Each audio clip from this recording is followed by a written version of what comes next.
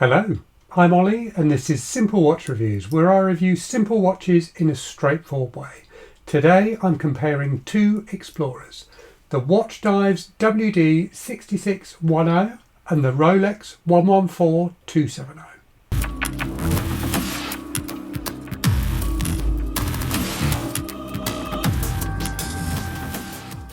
So before I flip the camera and show you these watches in detail, let's talk about what is probably the most obvious difference, and that's the price. So the Watchdives retails at the moment for about $240, which is about 175 British pounds.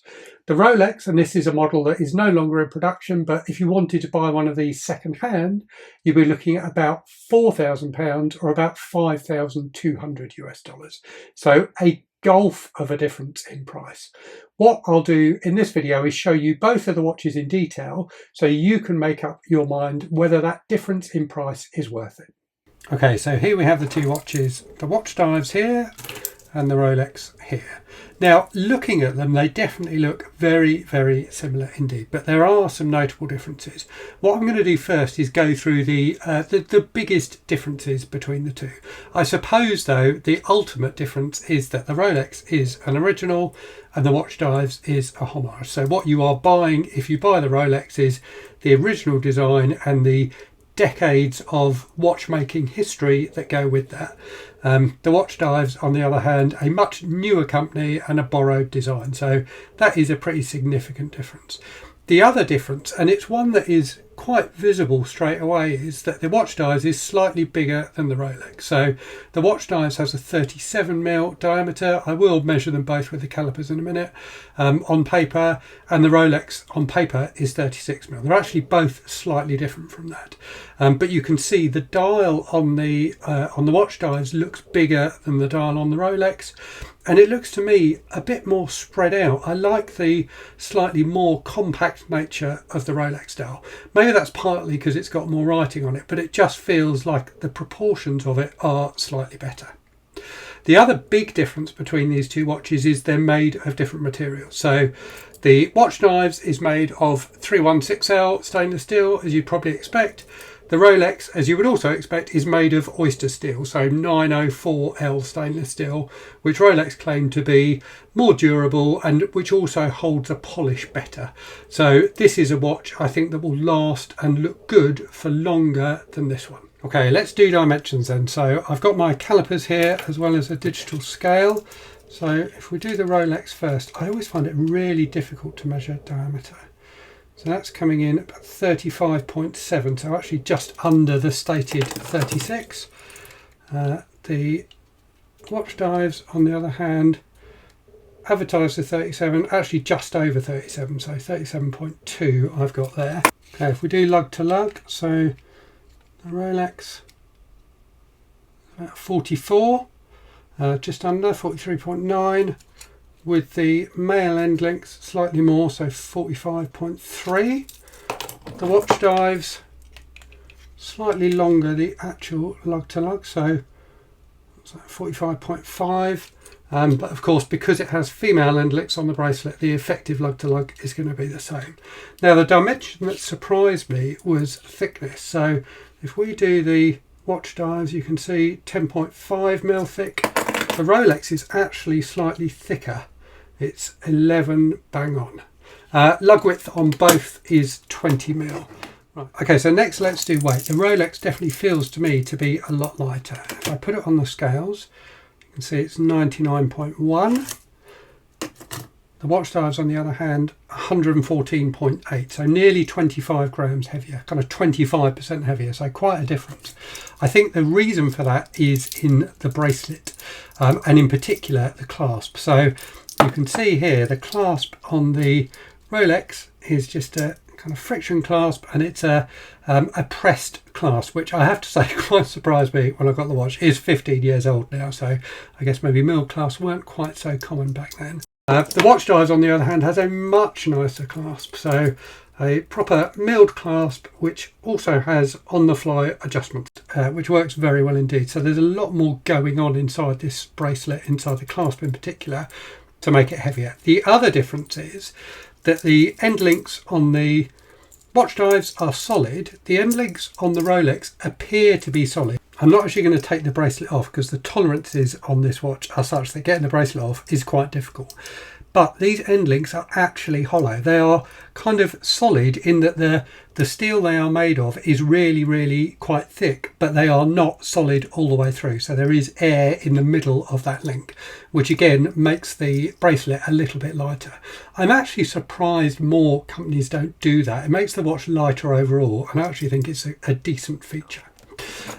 So there's one other area aside from the clasp where the Watchdives definitely wins, and that is lume. So let me get my UV torch out and show you the lume on both of these.